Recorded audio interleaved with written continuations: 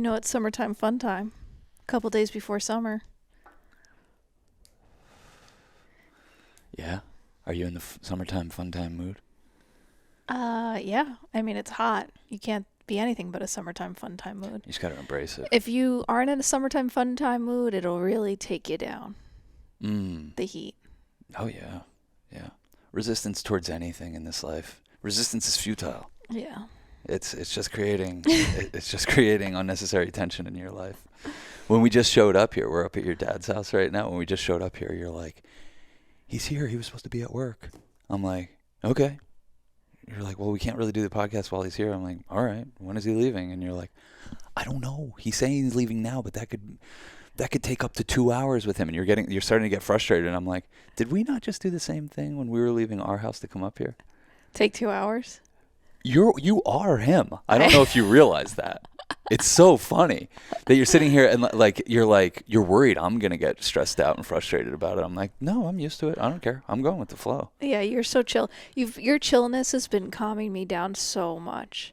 You know, I was saying to you the other day, I was like, you want to know something I really appreciated about how the evolution of our relationship? I'm like, when I get cranky, which happens, of course. Yeah, from time to time. What do? You're like, oh, I'm sorry. Don't be cranky. Like, you just immediately almost submit to me in a way that's like adorable. And I realize how ridiculous I'm being.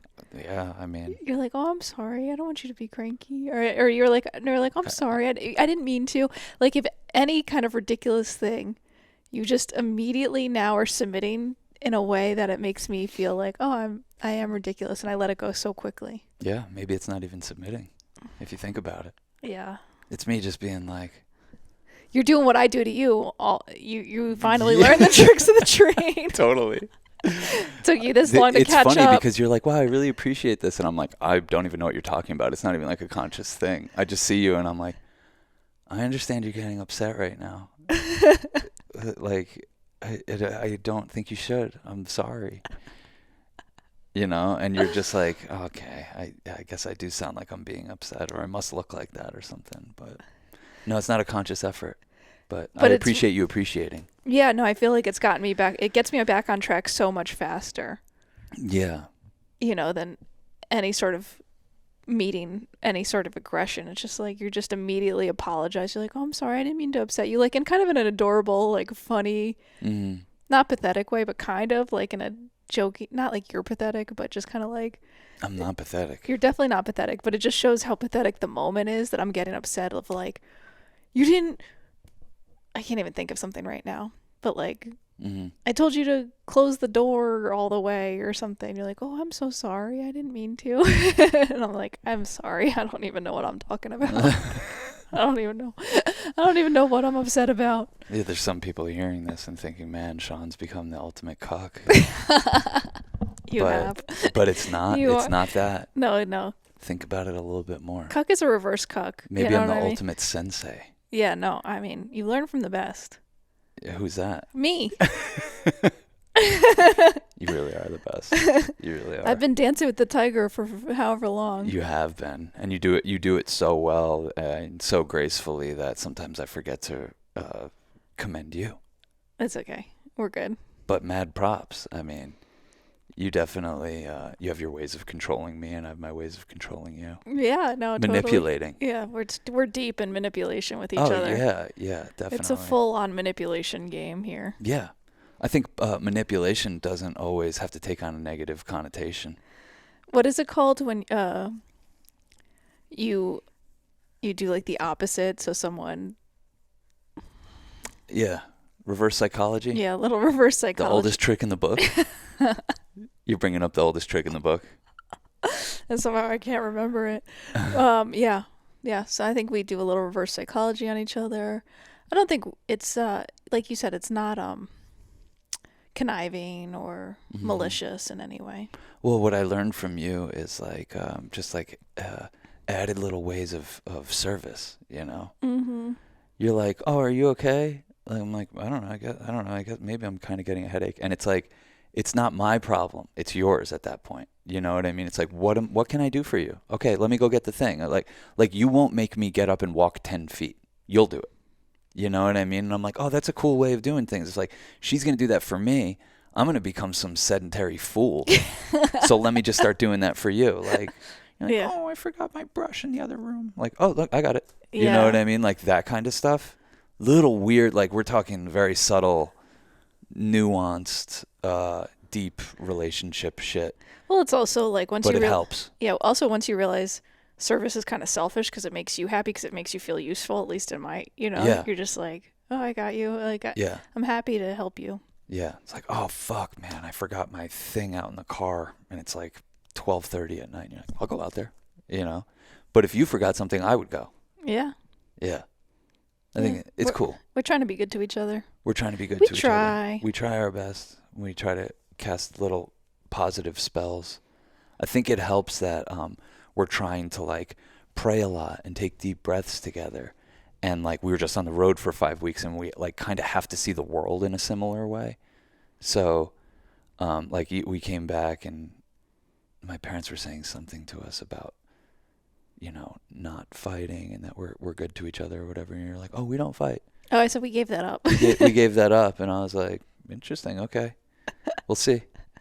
We'll see how it goes. It's almost to me easier to not fight when you're like, when you just meld worlds with someone the way we are. Like to me, it's like, it's barely even pat yourself on the back about level. I know. It's just like, oh, have the exact same priorities, have the same bank account, have the share same interests. everything, have the same interests, like be making a movie together where I'm director, you're cinematographer. Like, of course, like, you know, I don't know. It's I would like to think that maybe we gave up fighting, but I also don't even think that would be healthy. You know, I was what joking. I was know, I trying- know, I but was but joking. they don't. They don't. I was just they were helping- like, oh wow. No, okay. they were like, oh, okay, well, he doesn't do this or that or whatever. Then they started pointing fingers at each other and be like, we'd give up fighting too if he didn't do this or she. I would. Yeah, that's what my mom said. That's what I forgot about that. My mom was like, well, I would be the same way if he wouldn't sneak around. And it's like, it's kind of true. Like there is a confrontational aspect to my parents' relationship just because of who my dad is. Yeah. Like that he needs to feel like he's getting away with something.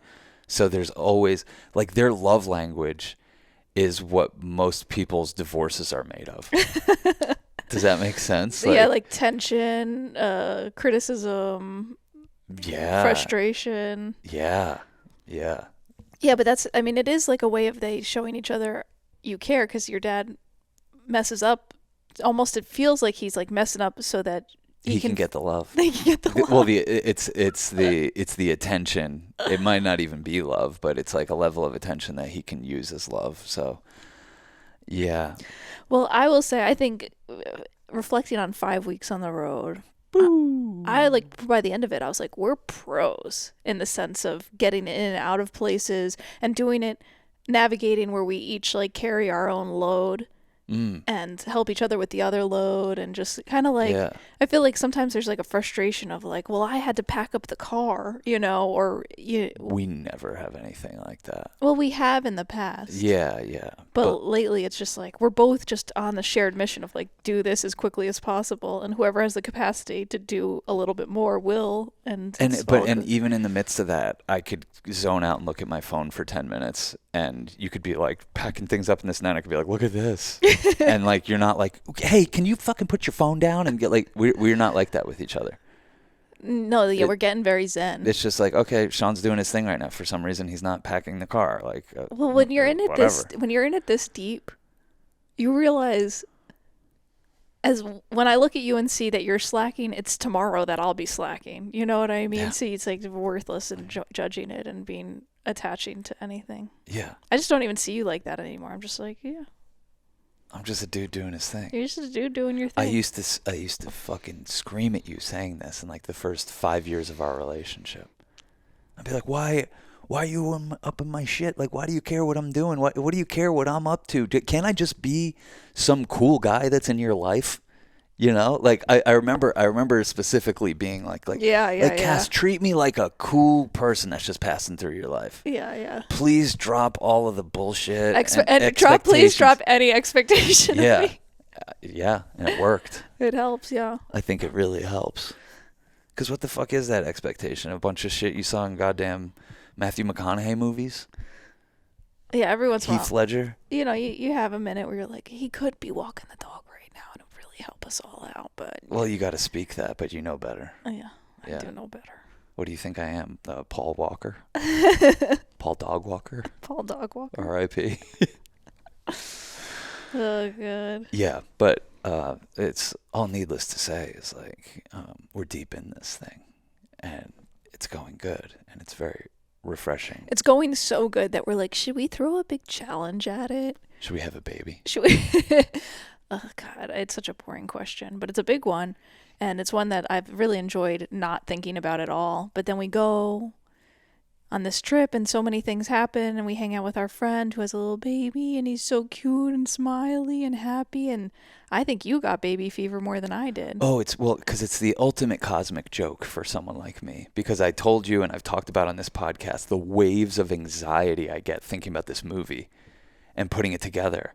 And is it going to be good? And is it going to be everything I hope it's going to be? And like, oh, is it going to really come together? And then Kathy comes on board, our editor, and I'm like, okay, the anxiety subsides a little bit. And then we film a bunch, like we filmed the first week of 5 weeks, and I'm like, oh, we got this. And 2 weeks in, I'm a little bit more confident. But then I start thinking about it again, and I'm like, oh, God, I'm anxious.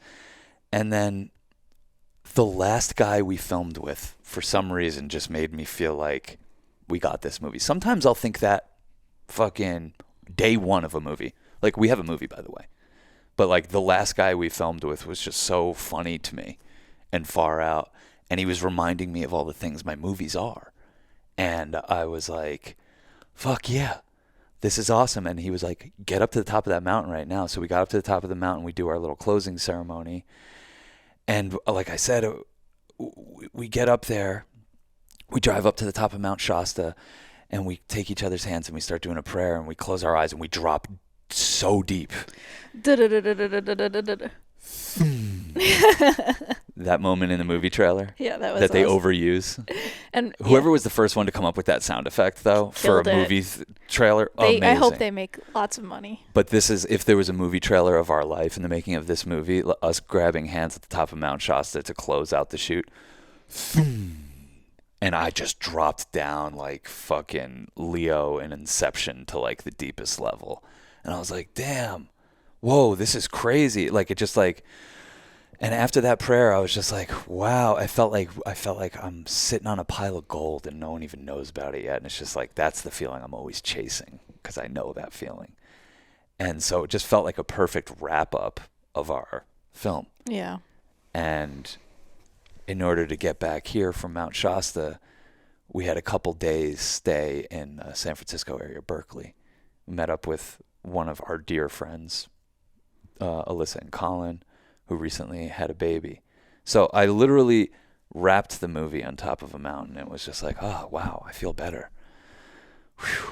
And then we get to Alyssa and Colin's, and I'm not even in movie making mode anymore. So I feel like I'm seeing the world like a normal person for the first time in a while.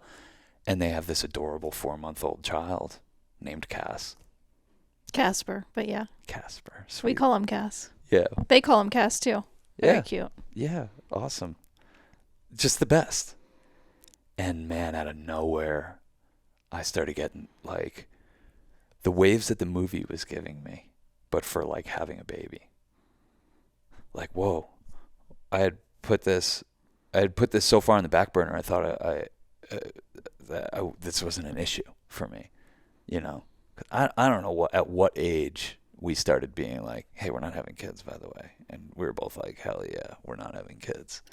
I don't know, like 4 years ago for sure. Yeah, at least 4 years ago. We went into pandemic with that attitude. Yeah. So maybe even 5 or 6 years ago. But you know, and we're both, you know, we're both cool with that. But in my head, I'm like, we're gonna have to revisit this at some point because Cass's friends are gonna start having kids, and you're gonna get to the age that your mom was when she had you. And there, I just figured there'd be another reckoning for you. For you. Yeah. I think this was for me. Well, I kept being like, Sean, I know that I'm like in love with this baby and I'm like so happy and enjoying it so much and just having the best time, but like I'm not trying to have a kid. Like I felt like I had to keep reassuring I feel bad for you that you feel like you need to say that. You don't have to say that. You know what I mean? Well, I mean, I don't even know how I feel about it, but I just didn't want to make you anxious because I'm like, it's all It's good. okay if you want to have a kid. There's plenty of sperm out there. Yeah, No, exactly. I'm Like kidding. the thing is, I don't want to just have a kid. The thing Yeah. that gave me any sort of baby fever, besides being in love with a little 4 month old that's so happy and smiley and everything, um, was you saying like, I'm going through it right now. Oh yeah.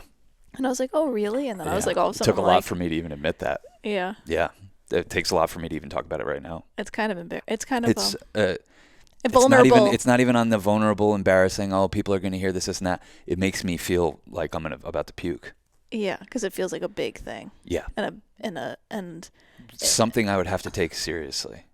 Because Yeah. like it seems like we take the podcast seriously in our relationship and our filmmaking. We don't really take any of it that seriously. And I guess if I was gonna be a parent, I'd probably end up. Everything would even out to where I was that kind of dad. But like, you know, yeah, that's very serious to me. Like that's like, whoa. Well, that's what whoa. the dangerous thing about us getting along so well. We're like, we can handle this, you know. Yeah. We're like, Yeah. we got this, I mean, and then you throw in a total curveball of challenges and stresses and everything. well, the trip started with us meeting up with Leonard Picard, an LSD chemist. We were just meeting with him for fun. Great guy. And he looked at us and said, "Have kids. It's your holy duty." And I was like, Uh, yeah, okay. You're, Well, you're like, hey, fungal. Yeah, pretty much. Get out of here with that. And I'm like, I didn't really say that to him so much, but after that, we got out of that. well, we came out, like, it hit me so hard when we came out of the restaurant. And, like, the second we got in the car, I was like, oh, we're about to have a fun 5 weeks thinking about that echoing around. And you were like, what the fuck does he know? And I was like, oh, that's okay, cool. I was like, he spent 20 years in jail in his kid's life, and he's old school, and he didn't have to do it. Like, you know what I mean? Like, one And of then, those so then, things. like halfway through the trip, we meet up with our boy Isaac. We didn't really meet up with many friends during this trip, but Isaac was one of them. We went out of our way to go see. Isaac shot Florida Man and Cam Girls and Loki season 2 and a million movies. Isaac Bauman, incredible cinematographer. So busy that we can't even get. I mean, he's like our bestie, and we can't even get him. You know. Well, he also is done with docs. Like, But is he done with us? You know what I I mean, mean? we Like, are. how fun would it be for Yeah, I mean, us three to do a we thing could get him again? on a commercial Yeah. So where we're paying him like a anyway, lot. just needless to say, this dude is like so busy and booked out, and like I couldn't believe we even had a minute of his time to just like go get lunch or whatever. And he has a new kid, and he and his wife always said they weren't going to have kids, changed their minds, and now they have like I don't know, like a beautiful 6-8 month old, I don't know, something month old thing. You know what I'm saying? And Isaac's just carrying on doing his thing. Well, Isaac's the one who made you vegan. Yeah. Yes. Yeah. No, he's very influential on me. Yeah. He can be influential on me. Yeah, and he has this kid, and he's still doing his career, and he's still gonna do his career, and he's saying how hard it is for him to be away from the child and this that, and I'm like, wow, yeah. Well, our life isn't conducive to that. Like, it just kind of added to the like the just the stockpile of evidence why we're not gonna have kids. It's just like, oh man, he misses his kid while he's in South Africa. He's in the most beautiful place ever, doing his dream, and he's missing a kid. Like that's twisted. Like, get out of here. We're not doing that. And then we were on a long hike with him, and he says, you know what I tell people? Don't let your career be a reason that you don't have kids. And I was like, for some reason, that stuck with me. I was like, he's talking to us. Oh, well, for me, it's like not having a career is why I don't have kids. I was like, it's the opposite for me. I'm like, I don't, like, I guess our career is making But movies. it's the so- same thing. It's Yeah. the same thing. Yeah. Don't let your career or lack thereof be a reason you don't have kids. And other people have always told us that. Like, start having kids. Everything else figures itself out. That, like, the universe loves that level of love and commitment and devotion to the human race and self-sacrifice. Like, the angels love that so much that they'll fucking make it work for you. So that was like halfway through the trip. And then the trip ends with us literally like hanging out with a mother on maternity leave while dad goes off to work all day, and we're all kind of anxiously awaiting dad coming home, and like we're just like in a domesticated situation. My hormones started changing. I'm not even kidding you. It's a crazy thing. I'd like just put the baby in your arms. Oh, yeah. Yeah, you guys are making me hold this child. And you were getting so anxious because I'm kind of a little fast and loose. You're very fast and loose. But that also made me think you'd be a good mom. You know what I mean? Like, when you used to be like a little bit more like, oh, God, I don't know, around babies, I'm like... Well, it all has to do with can they hold their neck up? Yeah. Like, are you going to... You seem to dedetermine that this one could, so you're throwing them around and this and that. And I was like, is their head going to pop off? Because you don't want to be that person. And here's one of the things about being there that really got me. Quiet. It was just quiet. Yeah. You probably grew up like that. Yeah. Like, I was envious about the way this kid's going to grow up. He's going to grow up with, like, quiet. Not TVs blasting from every angle. Like, you see still in my house, and this is how I grew up. It was even worse when I was growing up.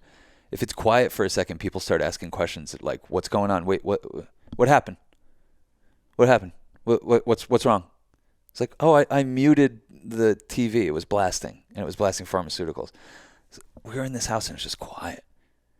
I was like, man, that's cool. This kid is going to, like, have quiet time. And then I was like, I would play meat puppets for this little guy. Mm-hmm. You know, and you start thinking like that, and you're just being like, oh, man, it's so cute. And all my other priorities and problems and things about the movies and whatever kind of just, like, went away because it was like we were hands-on, like, getting through a day with this kid. And you're like, oh, I see why people do this. I see what this is about, you know. I still don't really know if it's for us or if that's something that we want to do or anything. No, I'm just kidding. I hope not. No, we're not. Yeah, it's kind of a fun thing to not. We decided we're gonna approach life like we want to put it on the table, which just made us feel like, oh, we're gonna get serious and then see what happens if we get serious. Yeah. Hey, we're like, hey, whether or not we want to do that's besides the point. Can we grab a little bit of that muse energy that comes from that? Yeah, we're all about the muse energy. Where you're like, well, okay, if you found out you were pregnant today, what moves would you make? And I literally started thinking about it like that. I was like, wow, well, if we were about to have a kid in 9 months, like, what would that do to me? And it started to do it to me. You know what I mean? So what do you mean when you were like, it changed your hormones? Not to be graphic, but like, we need to have sex like 2 or 3 times a day. And I was like, I'm good. I can see, I was almost like, you know, because I think they're in that window where they like can't quite have sex yet. And I was like, how can they do that? And then you get around it a little bit. It's like, because mom has to be mom right now. She's healing. You know what I mean? It was almost like my hormones were told to behave themselves in that fucking house. And I was like, for 2 days, like not a horny man, you know? And I think you were the same. I'm pretty sure. I was on my period. Oh, okay. Well, that helps. That did help. But also it was like, oh, I could go attend to Sean, or I could take the last 2 hours with this sweet little honey child. Sweet little honey child. I was like, I'm going to take the last 2 hours with this sweet little honey child. Yeah. And then I think about how, men can probably in that circumstance be kind of pushed to the back burner. Yeah. Yeah. That's when you got to be, you got to get on you're going to go one of two directions. You're going to go off the rails with the sneaking around and the porn and the jacking off and all that, or you go strictly no fap, shut it down. I understand now what this seed is and what it's always been capable of, and I can see this made manifest. Yeah. Injeculation time. You know what I mean? We both lasted 2 days, so we'll see. I mean, not like lasted 2 days. It was only 2 days. So, yeah. And I think that period where a baby can just get tossed around and is smiling and giggly and not like like a little fussy, but like, he just needs a nap or to eat. Like, it's that's chill. The thing. Like, people talk about like, oh, have a baby. And I think when you picture your life with a baby, you're picturing something that is so fleeting. It's ridiculous. You know, before you know it, they're 2 years old and they're bossing you around. Well, we visited another friend out in California who had a little puppy child. Yeah. And this kid was amazing, but he's like a 3-year-old. And I think he was a 2-year-old. 2 or 3. And it's like the difference between 4 months and just kind of like laughing and staring in the eyes and then put him down or whatever. And a fucking 2 or 3-year-old little boy is holy shit, you know? So I don't know. It's just there's a whole bunch of shit to consider, but like, Yeah, because you think, like, do I want to hang out with a 2-year-old? Do I want to hang out with a 3-year-old? Do I want to hang out with a 4-year-old? Do I want to hang out with a 5-year-old? Do I want yeah. to hang out with a 7-year-old? Do I want to hang But out with here's an the other 8-year-old? thing, Cass. Everything you're saying goes out the window. You can't be selfish. I know. That's the thing. And But that's what I I felt in that. am. No, but I felt that in that house. I was Yeah. like, I see how this gets suspended. Yeah. Like I was listening to an interview with Jerry Seinfeld, and he was talking about like once he had kids, he was like, oh, that's why sex is as alluring as it is. This is the other side of the veil of sex. There's another side to sex. There's that, and that could sustain your life force like it has for me, and keep you occupied for a whole lifetime. But there's another side to sex, and it's procreation, and it wires you differently, and it makes you different, and that's alluring. All that stuff. What's not is having to think about things a lot more seriously. Yeah. No, it's definitely not alluring. Talking about schools and going to birthday parties. I'm like, I don't want to go to birthday parties all the time. What are we talking about? Talking about hanging out with like some jimbroni because like he has a kid my same age. Yeah, but you talk to another friend who's got like a 4-year-old, and they're like, the graduation from preschool to kindergarten was like the best day of our lives. Like, because even That's awesome. being with a baby for 2 days at that age, I was like, he's standing more. You're like, he's strong. He got stronger. I was like, he's got a lot stronger in the last 2 days, Yeah. So I see how you could like have these so much reward built into your life, Mm-hmm. Yeah. and constant accomplishments. But yeah, and then your cousin was saying how like there's like kind of life before kids and life after kids. Yeah. And he's like, my life didn't really feel like it started. It's like a whole new life. It's a different thing. It's just a hard restart. Yeah, so what I say about it right now is like I might want it right now, but I don't know if I can do it. So I'm like proceeding without attachment, Yeah. Because there's no guarantee that you could have a kid, or that if you get pregnant that you'll give birth, or there's just no guarantee. Absolutely. No guarantees in this thing. Yeah. Yeah. But I like kind of the way we approach things and have for a long time, where it's like it's the best. Every decision we make is the best. Of course. Because it's a decision we made. Yeah, of course. If we end up not having kids, we'll be like, that was the best choice. Oh, of course. We already kind of live like that. Yeah. We visit our friend with the 2-year-old and we're like, woo, wee, get me out of here. I need a nap. Like, how's she going to do this? She has to do this the rest of the day. But she's sustained on like pure, like, this is my fucking puppy child. Like, this is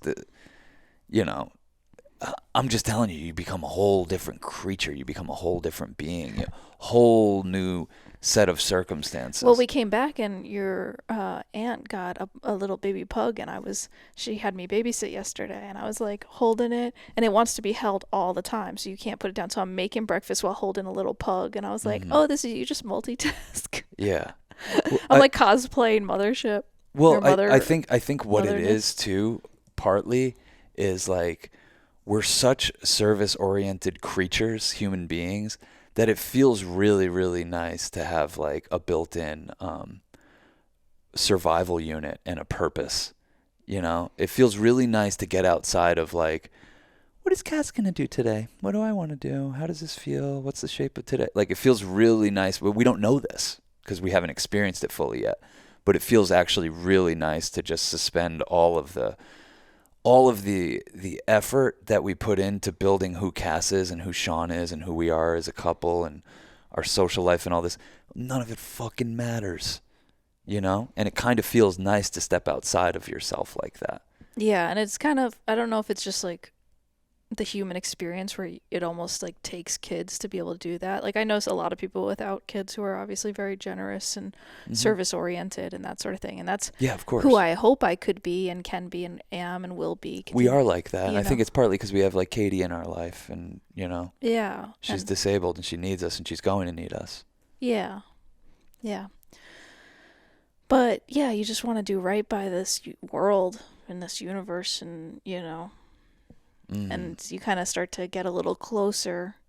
And I think about my friend Alyssa. I'm like, oh, how'd she end up doing this? I'm like, she had the hangout that we just had 3 years ago or Yes. 4 years ago, Yeah, her yeah, friends yeah. having kids. And I've had some friends who have had kids, but Alyssa's like one of my besties, and we went to we went graduate. She was my first roommate after college before I moved in with you. So She had to see us hanging out a lot. she was like, I'd like to come home from lunch and not hear people having sex, you know? Yeah. And I was like, I'm sorry, I'm in love and I can't help it.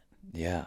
I was so clueless that I didn't even realize that that was becoming a thing. I mean, like, we would literally get together and have sex all day, every day. And she apparently, I didn't even know this because I would have been mortified. I really would have been mortified. You know me, you know. She's like, I just want to come home from my lunch break, have a little lunch, and not hear whatever. And I was like, I don't blame you. I don't blame her either. I didn't like we were so But I can't. lost in the sauce I'm that so I didn't lost in even the know sauce, she I was can't. coming home and then going back to work like during that. Yeah. Thought we had the place to ourselves. Yeah. We're screaming weird shit out in the fucking oh my god. But she's the best. Like I've known Alyssa as long as I've known you. Yep. I think that also plays a factor, you know. It's like, whoa, wow. I've known these girls since they were girls. I've known you and Alyssa since you were 22. You know what else helps? She looks great. I'm like, damn, Alyssa, you look great. You don't even look like you had a freaking baby. Yeah. Yeah. Her belly looks great. I was like, damn, is that possible? She's probably secretly works really hard at all that stuff. Yeah. It's hard to know with her because she's got one of these personalities. It just everything looks easy breezy in her life. Yeah. It even sounds and feels easy breezy. Like when you're around and she's like, you get there and you're like, oh, of course this is what your house is like. Of course this is your kitchen. Yep. Oh yeah. You have all the little things. The background music's perfect. There's somehow a perfect breeze blowing through the curtains. It's just like that kind of thing.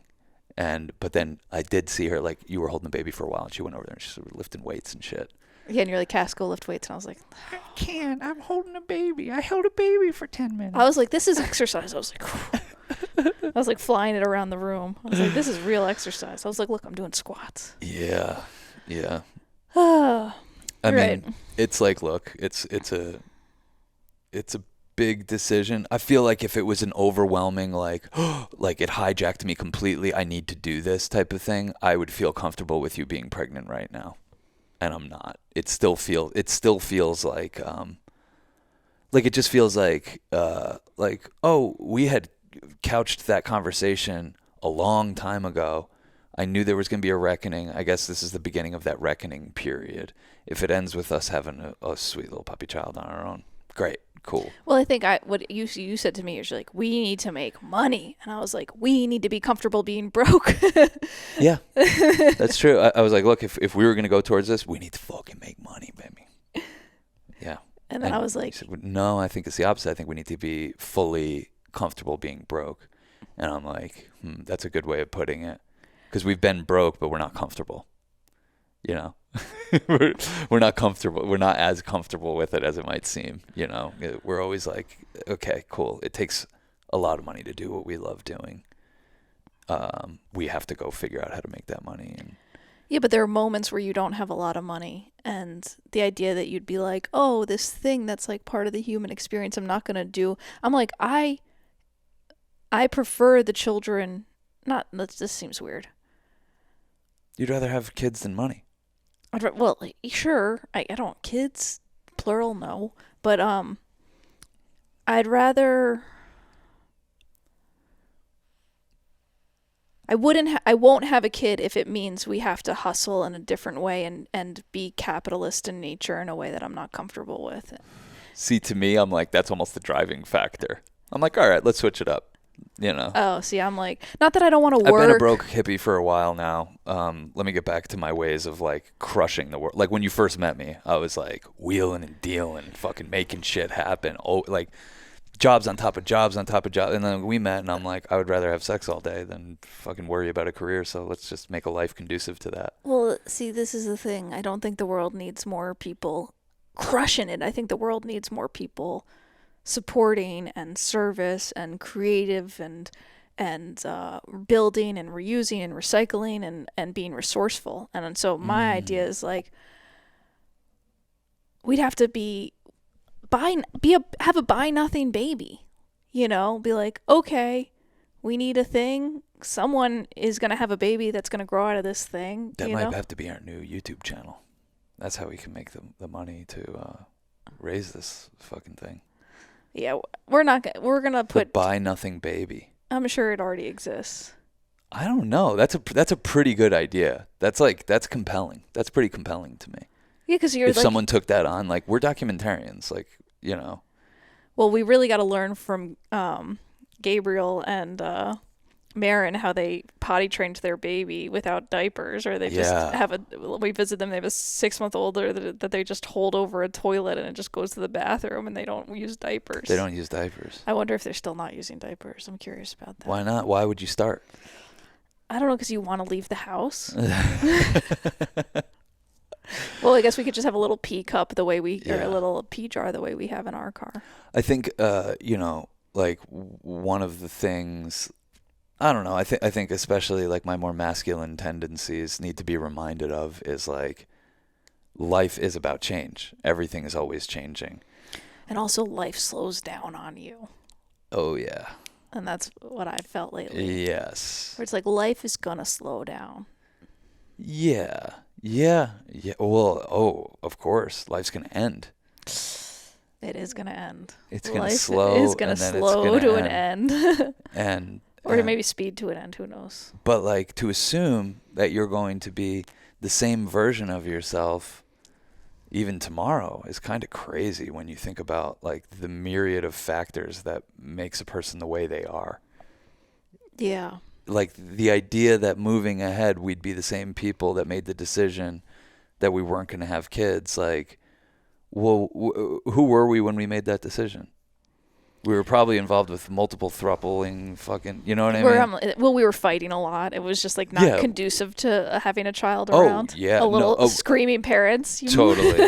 At one time you said you'd be a terrible dad. And I was like, that's it. It's off the table. And I didn't even tell you that. I was just in my head. I was like, I can't have a kid with a person that would say that about me. Like, and I was like, I can't have a person that I would say that to. Yeah, exactly. Like, so it's just like, whatever. We're mutual. We're like, we're not going to have a great time, but we're not going to do that.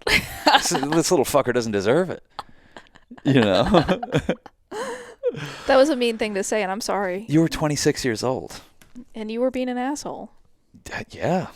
I was 33. So, what do you want me to do? That's not me anymore. No, I know. Yeah. So, like, I didn't say you'd be a terrible dad. What's cool about even considering this is it helps me, like, reconsider everything. Because even if this isn't a factor and isn't something we end up wanting to do or doing, or being able to do, right. Could always adopt a teenager. But it has me, like, looking at life differently. It's like, yeah, I decided I was going to be a filmmaker. I don't always have to be a filmmaker. I don't always have to, do a podcast. I don't always have to like be hustling in media and commercials and this and that. It was psychedelic sitting with this kid for 2 days because I'm reconsidering my life from every angle. That, like, if this were my situation, how would I do this? How would I pull this off? I don't think I'd be comfortable doing it. Well, you said I wouldn't go to work. You couldn't. said, Cass, we need to make money so I don't have to go off to work. And I was like, we just need to be comfortable. I saw what Colin was going through, and he has a great job that he loves. Yeah. And he was like, oh, I'm just at work thinking about this little guy all day. He comes home and he's like, you got bigger. You got bigger. I missed something. Like, I'm like, oh, first of all, we're not doing that. I was like, if we're doing this, we're doing this. We're unschooling, homeschooling, both parents around. I'm not smart enough to homeschool. Oh, what the think the kid is going to need to know more than what an AI could teach him? Well, that's what I was saying to you the other day. I was like, it's a perfect time to have a kid because the math that I can't do, kids aren't going to need to know how to do anyway. Oh, man. And I was good at math, but I can't remember any of it. I wasn't. I wonder how our kid would turn out. Perfect. Just perfect. Oh, of course. A little bit of a fucker, though. A little bit of a mad lad. If it was a boy, it's a total mad lad. Or a girl. If it's a girl, it's a precious angel. Is this getting... I don't even care. Me neither. That's why I can talk about it. I was like, is this getting so lame? And I'm like, I don't even care. Who cares? I don't give a shit. I don't give a damn. back to my point I started a fucking while ago is like the cosmic joke that I'm like so deep in contemplation about this project in particular, and I've been suspended in this frame of mind for like a year, and like I go out on this trip and I move all this energy and the film's coming together, and then this other like weird thing kind of appears from the periphery. Do you want to reconsider having a kid? Like, I would have never in a million years thought we'd go on this trip and come back having this conversation. I know. And that's what's to me refreshing about life. Yeah. You never know what's going to happen. Yeah, it's full of curveballs. Yeah, well, it's what's so refreshing about intentionally going through life as like an open-hearted motherfucker. Like we learned from the Juggalos, you know? Yeah. Yeah, just kind of be open-hearted and saying yes to things and investing in good times and good collaborations and all that kind of stuff. And there's plenty of time for us to have a kid if we want to do that still. It's nice, though, to be able to have the conversations with you that could get the ball rolling in that direction, even if we don't want to go in that direction. Because, like, yesterday we had an amazing meeting about, like, a kind of, like, rebranding, reboot. It won't have anything to do with, like, the podcast or our films, but, like, our approach to how we get business and who we do business with. And how we approach trying to get business. What we're willing to do. Yeah. All that stuff was like a super refreshing conversation, because what you don't realize as life goes on, especially in your 40s, that's what I can speak to, is like you're putting a box around yourself that's kind of like getting smaller with as the years go by. Like, here's what I do, here's what I'm able to do, here's what I'm willing to do, and the box just keeps getting a little bit smaller, and you became a little bit more specialized, and like it might feel comfortable in that, but like I want expansion. I want to be thinking about different shit all the time. I want to be challenging myself. Yeah. I want to see who I become in certain situations. Totally. And, yeah, I don't know. We've been so in love and comfortable that, and not wanting for anything more than what we have, that, like, I think I've been a little complacent in my business practices. And I'm like, oh, I could make some moves. I feel like I could make some moves that could really set us up where, like, this kid would be set up. You know, and we'd be in good shape. And like, I just like that. The muse. Yeah. Yeah. You love a muse. Yeah. I feel like the last time we had like a big burst of like life-changing, oh shit, yeah, no, and then we're going to do this and we're going to do that, and like big plans and life-changing epiphanies and shit was when we first started throupling. I was about to say, having a kid's like having a girlfriend that you aren't ever going to break up. So yeah. You better strap in for the ride of your life. Strap on that jammy pack. Holy shit. Yeah. Because you don't get to like have a kid and be like, oh, we have perfect compatibility. Look at our star chart. Like, yeah. You know. No, I mean, you do have perfect compatibility. Everything is perfect compatibility. Yeah. Everything that's happening, has happened, that's going to happen is perfect. And it sounds trite, especially in certain spiritual circles, but really wrap your head around that for a second. The perfection of it all. How long ago this universe was like breathed into life by whatever. Billions. What is it, 12 billion years ago? And that this planet is like 4 billion. And everything lined up perfectly for us to be able to be here and hear recorded music and watch films and be able to alter our consciousness with designer drugs. It's like, oh, I just want to feel a little bit more this way or a little bit more. Like, the perfection of it all is staggering. And I know I'm using lame psychedelic head, examples, but just think about it as applies to your life. The perfection of all the fucked up shit that happened, and all the craziness and the breakups and the makeups and the wild times and like the disasters that led to who you are. Yeah. Like, it's crazy. It's staggering. Yeah, I think that we've been in that kind of practice for the last few weeks, especially with Wild Magic, people giving us gratitude bombs and reminding us about the perfection of life, the wildness of life, the the realms that we cannot see. Yeah. And so I've like really shed a lot of fear lately. Yeah.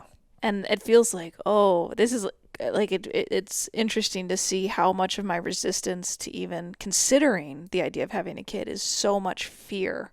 Yeah. Fear about it ruining our relationship, fear about it doing a number on my physical body, fear about not enjoying it, fear about not wanting structure, fear about the future, fear about AI. And then, I think I've been in this movie. The idea is it can like... It should initiate you into a more magical way of seeing the world. Yes, pulled out, and fear and magic, they don't go together. They don't really go together, yeah. So it's interesting that at least we're shedding those sort of... If we do not do it, I don't want to not do it because of fear, I guess, is the point. Yeah. So it's kind of feels like a beautiful... As uncomfortable as the period of consideration and possibility in this year, however many years, and the idea of whatever, it's nice to just shed an aspect of fear and create openness in that way. Mm-hmm. Whatever it means. Mm-hmm. Whatever it brings. Yeah. Without attachment, because that would be just another trap. Oh, we gotta have a kid, and it's gotta be perfect, and it's gotta go to this school, and it's gotta do it right, well, yeah. and it's gotta be a musician, and it's gotta be smart, and it's gotta be this, And I think about that, and I think like, well, at what point did the people that are like that become like that? Is that something that just starts happening? Like before you have a kid? Like I'm like, would we be the type of people that would be like, well, of course we have to do IVF. Like we need to have this. I'm like, I don't think so. I'm like, no offense to anyone that does that or anyone that really. No, I think people who should have babies like, are people who really want to have babies, and I don't think we want to have babies enough to pay for a baby. No, if we could do it the freeway, yeah, great. I guess. Maybe. A big maybe on that. Maybe with a question mark. Maybe? I don't know. But I'm like, when I was like, at what point do you become like that? And I'm like, I don't know. We haven't reached that point yet. But we're also like very, very, very good about keeping a momentum to our life. And you're like, things slow down. And I'm like, but we've kept the momentum of our life. That's why we haven't thought about this or talked about it in years, because we imbue our life with the stuff that just keeps the train rolling. It's like we already know the next movie we want to make, and we probably know 2 other ones. And oh yeah, I know like 10. We know what we are doing the next like 5 weekends. Yeah, I don't even know why I said that slow down thing. We could have a very look, the people I look up to are the people who haven't had kids, like a Seth Rogen type, people who are like doing pottery and freewheeling and whatever. Yeah. Will have built-in familial responsibility and care and that's stuff, part of that's part of the game no matter what. Yeah. And all 4 of our parents are not getting any younger. No. And I mean, so many factors to consider in that kind of thing. I think kind of the point of us delving into this a little bit is, for me at least, to kind of shine a light on like you go to make a movie called Wild Magic, and we have to repeat ad nauseum what the movie is to everyone, and we're always like, it's an initiation into a more magical way of being and seeing the world. How is saying that prayer every day and going to film that thing every day and now going to edit it not affecting us? So that's the idea. To see the seismic shakeup that it's had on us, making it, if we can bring a sense of that to the people that watch it. And I'm not talking about being on the nose. It's not like that. No. It can't be at this point. No. It's too disparate to be on the nose about any one thing. There's no nose. Yes. Yes, exactly. So, that's one of those, like, be careful what you wish for, because I feel like, and we've spoken about this before, prayers kind of can get answered in real time if you're aware enough. Mm-hmm. They kind of all are being answered in real time. Yeah. When you're on a certain level of seeing things, when you're wearing a certain prescription lens on life, you'll see how your prayers are being answered one way or another in real time, instantaneously. So, yeah, going around every day being like, we want to find pockets of light. We want to expand people's circle of compassion. We want this place. We want America to feel, more spiritually charged. Like all this stuff that we care about. It's doing that to us. That's the idea. It's doing that to us, and then all these people, we're going out there and we're filming them and we're honoring them and we're listening to them. So when they say things, even off camera, like have a fucking baby, what are you fucking doing? That's what you're here to do. It's hard not to take that seriously. If it happened outside of the context of this film, it probably wouldn't hit in the same way, or we'd have some fucking quick, Well, snappy it's interesting answer. that it hit you because the only time anything hit me is when you told me, after I reassured you I'm not trying to have a kid, you were like, no, I'm going through it. And I was like, all of a sudden all of my baby lights went on. I'm allowed. Not like But that. I don't want our relationship but to I be don't like that. think of it like as I'm allowed. I've just always thought of it as like some people say they want a baby more than they want a husband. Some people have that drive to be a mother.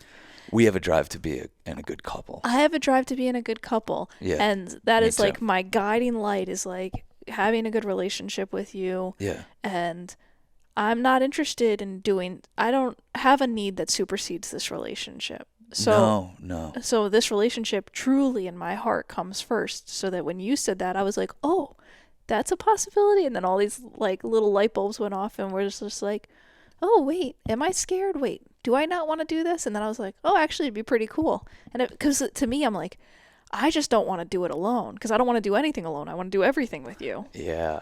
So if you had any resistance to it, I've always said in my mind, I'm like, I'm not having a baby until Sean begs me to have a baby.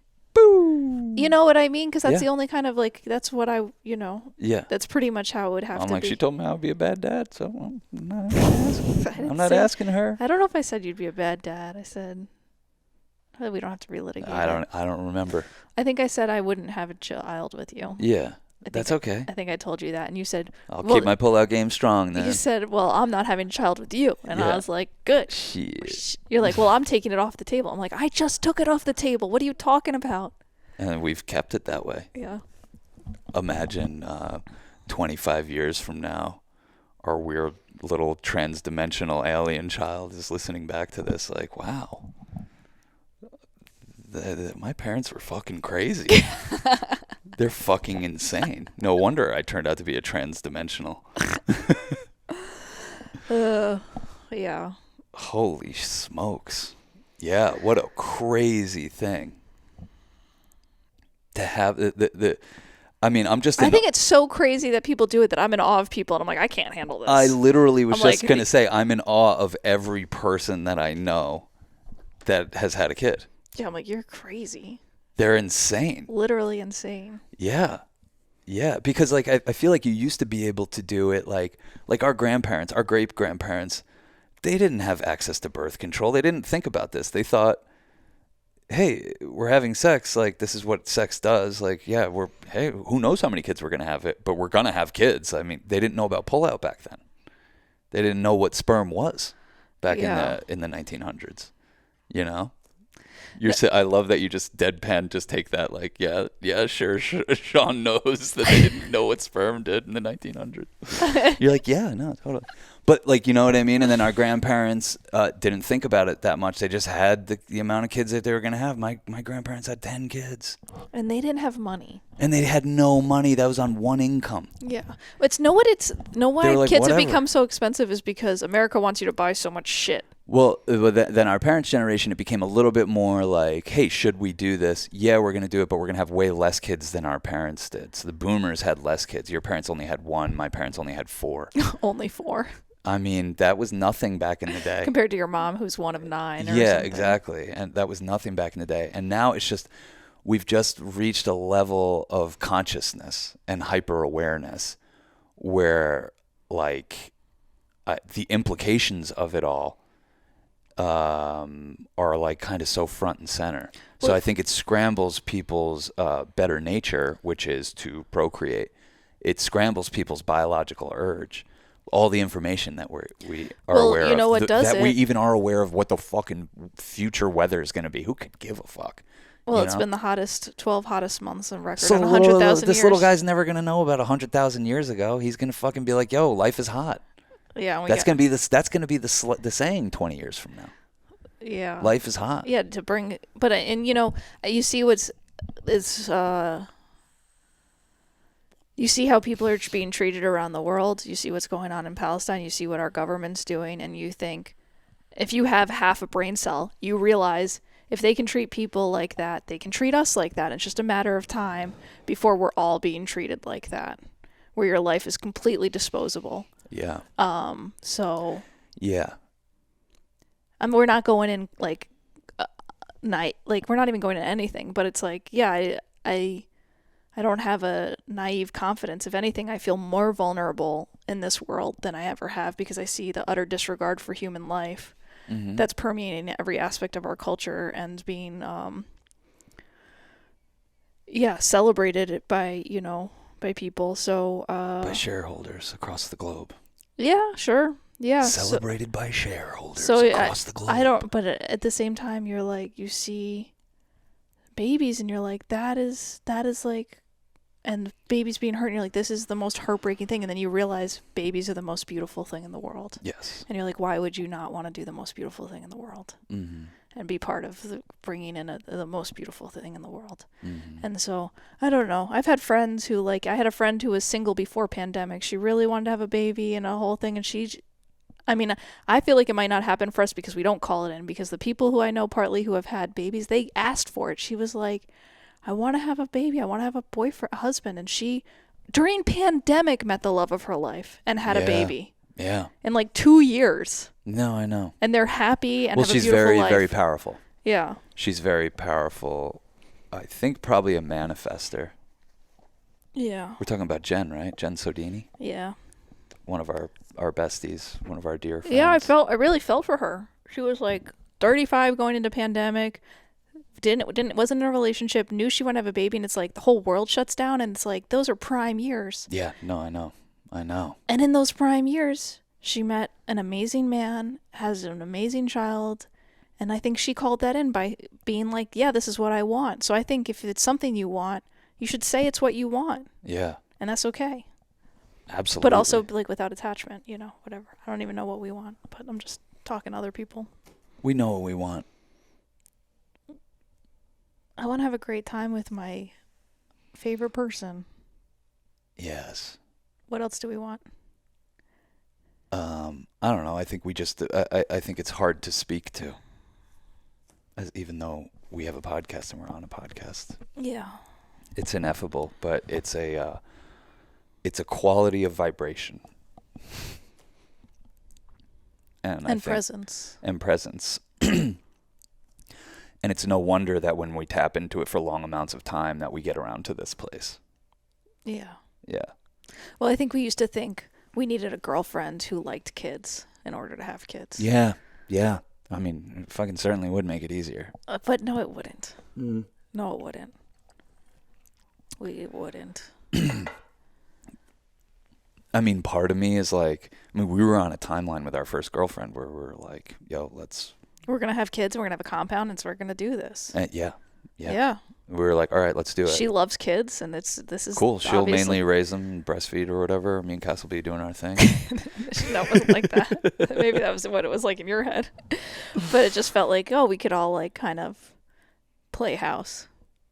Yeah. But it's too complicated. It truly is. I mean, I'm sure some people could do it, but I don't think I could. It's not what But here's the thing. It is too complicated, obviously, when we're talking about 3 people or whatever. But there is something about babies and the beauty of them and the beauty of life and the way it shifts your consciousness that kind of denoises. It just has a way of that. That's what being around that kid felt like it did to me. It's like, whoa, there's no static in this signal right now. Yeah, it's like the signal is clear. This is the moment. This baby is getting used to being on Earth. Yes. Let's give it a And- good impression. Yeah, jeez. Let's give it a, you know what I mean? Show him that there's loving, happy people around. Definitely. I mean, he picked up on my sense of humor. He was laughing his ass off. Oh, yeah, he I was like, liked I it. don't even have to tell jokes because he can read my mind at that age. Yeah. You know, like he is me. We are each other, you know. Yeah. He hasn't built up his separateness yet. Yeah. So it's a very sweet time to be around a kid. And I do, I think I think that there's something about if we were on that timeline with that woman and we had all had a bunch of kids together, yeah, it would be crazy and complicated and this and that. But I think there's a way, actually a way it would be simpler and be like, this is our circumstance. We got to look after these kids. We have to figure out how to do that. We have 3 minds. We have 3 adults that can figure out how to do this. Well, that's where it just felt like, yeah, that we used to be more in villages, and you used to not know who the dad was, you know? Yeah. And so all the That was nice for the dads. Well, no, because all the dads would have to care Yeah. for the baby, because it could be any of But theirs. they all got to kind of after that half-ass it. gangbang. Yeah. After We don't know that what's going gangbang. after that gangbang. Shit, man. We don't know who this baby That is. was a damn cocktail. Do you think they were having gangbangs back in the day, or they were just doing a lot of swapping?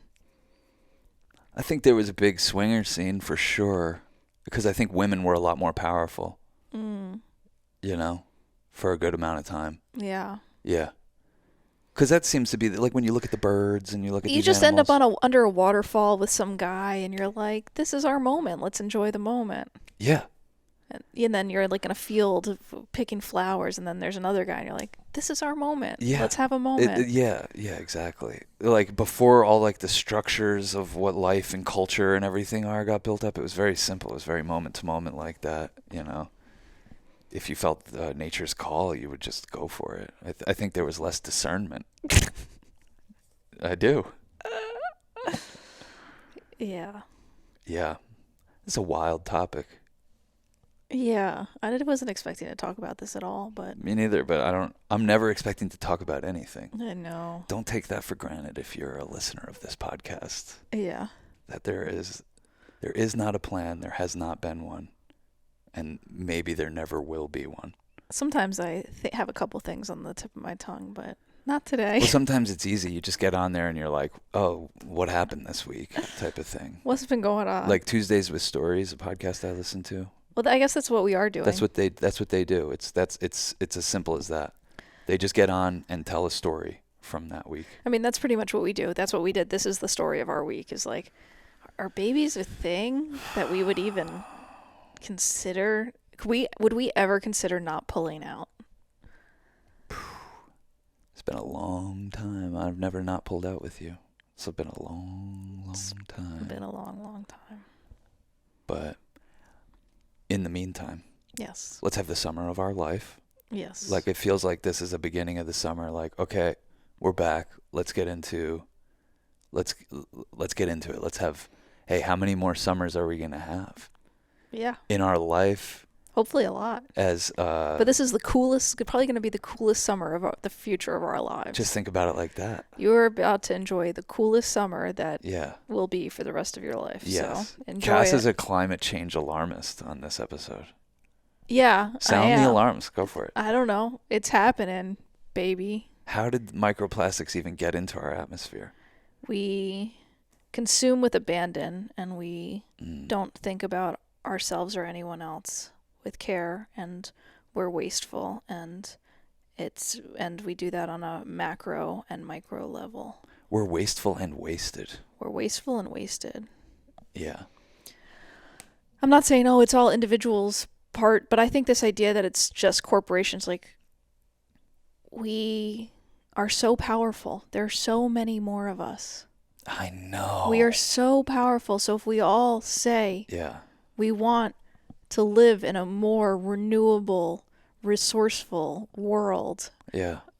of interconnected codependency in a way, like not negative codependency. Imagine a world filled with billions of people who are all telling themselves and each other that we're powerless in the face of handfuls of people that hold power. No. Imagine getting down with that No. That's the kind of mentality that makes I get down with people it. not want to have kids that should. I get down with it. I live my life down with that mentality, but not right now. No, there's one thing to be aware of. That's the way it is right now. Yeah. But just the utter ridiculousness Or the feeling of powerless. billions of people feeling powerless at once. So like 100 people. When we could all just start, hey, hit your note, I'll harmonize with you. Let's do it. Yeah. Let's fucking go.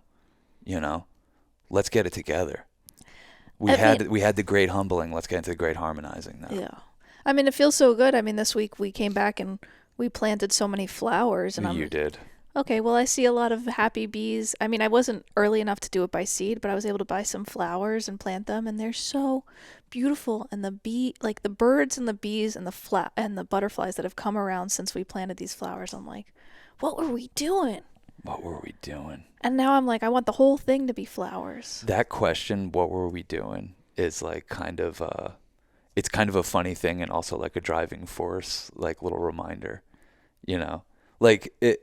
Just remind yourself of that saying anytime we're about to make a huge shift. Moving out of the city, we're back up here. We're living at my parents' house, and we're like, what were we doing? You know what I mean? You go through the worst breakup ever, and your heart's broken. How long after are we like, what were we doing? What were we doing?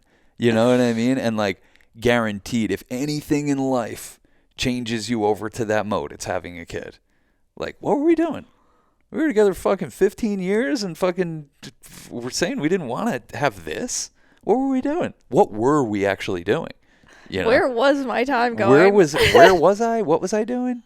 You know? It can kind of be terrifying. In a way, that like you're like, hey, life's going to slow down. In a way, this helps. I want it to. That's what I've been fucking tripping on, girl. You want to slow life down. I've been the past like 6 months, this year, it probably helped a lot that I had cleared all the THC out of my system, but I've been tripping on like how fast life is. And I think a kid speeds it up because all of a sudden you have a 2-month-old that's like then a 2-year-old and you see like... Yeah, I know. That makes life feel fast. Yeah, but the days probably feel slow. Gotta fill this life up. You gotta fill this life up one way or another. So it just depends on what you want to align yourself with. So far, it's been having sex with you. My whole life was leading to this. Yeah. That's it. Like, so I'm like at the top of to me, like the highest mountain in the universe. I'm like, I get to have sex with this woman. What else could there be? The consequences of that sex. Yeah, that's what Jerry Seinfeld talks about, is being on the other side of that. There's a reason I'm so interested in you. It's because something is so interested in us. You know what I'm saying? I hope so, but who knows? I don't even hope so. I really like we'll see. We'll see how things shake out. You know, we'll sit with things. We'll shelve it. There'll probably be like a Molly trip or two or a mushroom trip where like this gets batted around and like you know. And then or we don't have kids and we're like, what were we thinking about? What the fuck was that? We spend one day with our friend who has a 4-year-old and we're like, we're good. We're cool. We're fine. Yeah. I mean, that's happened countless times. I babysit for my sister's sweet angels of kids who basically take care of themselves, and we're like, get me out of there. What the fuck? Not because they're not amazing, but it's like it's a lot. It's so much focus and engagement. You have to like be on and make sure no one hurts themselves. And we're aware of like we're on right now. We're being on, and we're making sure no one hurts himself. In the back of our head, we're still in our life. That life gets destroyed and it doesn't exist anymore when you have one. So there's not that pull back to the like, hey, smoke weed and sit on the couch and watch a podcast. There's not a pull. There's not like, dealing with this kid right now is distracting me from the thing I really want to be doing. No, it's always the thing. Even when you're not with the kid, it's always in your head. Oh my God, I have a kid. Yeah. You know what I mean? It's always it's like a tab is open on your computer. Yeah. And I was reading a Reddit thread about this guy. She's like, my husband I'm thinking about divorcing him because he has such bad PPD, postpartum depression, that he had to stop working because he was so anxious about something bad happening to the kid. that It's like OCD. it became OCD. Like he was Really? just so superstitious that something bad was going to happen that he like Yeah. just became a suffocating partner and like couldn't leave the house. He like all this stuff happened. He just freaked out. Like life was so. He literally needs to just go down to the local VFW, knock back a few dollar beers with the boys Yeah. every day for the rest of his life and wash out that feeling. I should tell. I'll Yeah, write her you should that. be like, there's a very simple, tried and true solution to Yeah. your husband's problem. It's called go down to called the fucking. alcoholism. It's called go down to the damn Elks Lodge, find some fucking boys who are also dads who are avoiding their duties, and knock back a few cold ones with them. Come on, come on. What are we doing? Let's go do a Patreon episode. Okay. Don't go ripping your headphones off. Chill out for a second. You always do this. I'm sorry. Why would we want to leave people on that kind of note? I don't know. We want them to join us in the next thing. Yeah. We really do. It will help us. It will help us feel more in financial abundance if you give us $2 to access our Patreon account. Yeah. Patreon.com/Church of Chill, and come to Space Camp. Veryape.tv/Space Camp. Yeah, we're going to Grateful Fest. Yeah. Nelson Ledges, Quarry Park in Ohio. Mid-July. Mid-July. It's going to be incredible. Come out. Don't miss it. Don't miss it. We can work it out. Figure out a way to get there. We're going to get together for a few days and take some acid. Yeah. Listen to some good music and tell some good stories. We'll probably record some Make podcasts some good there. memories. Yeah. Party it up. Yeah, let's make some memories while we all still can. Sean has a million great music mixes in addition to our Afterglow episodes, so. Yes. Part 2 of this and all of the episodes. Patreon.com/Church of Chill. See you on the other side. Peace, love, and magic.